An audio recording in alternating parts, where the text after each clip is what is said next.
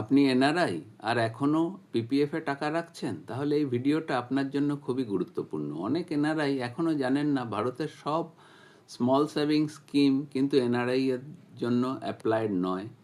ধরুন আপনি ইন্ডিয়াতে থাকাকালীন পিপিএফ খুলেছিলেন, এনআরআই হওয়ার পরও ম্যাচুরিটি পর্যন্ত চালাতে পারবেন, মিনিমাম কন্ট্রিবিউশন মেনটেন করতে পারবেন। কিন্তু সমস্যা কোথায় জানেন? KYC issue, redemption delay, account restriction, আর সবচেয়ে বড় আপডেট, পিপিএফ ম্যাচুরিটির পরও এক্সটেনশন করলে বর্তমান নিয়ম অনুযায়ী ইন্টারেস্ট নাও পেতে পারেন। তাহলে স্মার্ট এনআরআই ইনভেস্টররা কি করছেন? Mutual fund, debt fund, arbitrage fund, equity fund, কারণ এগুলো দেয় better flexibility, higher liquidity, easier repatriation.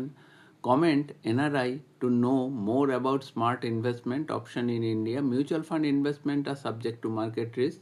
Investment decision should be taken based on individual financial goals and consultation with financial advisor. ধন্যবাদ, নমস্কার, সকলে ভালো থাকবেন।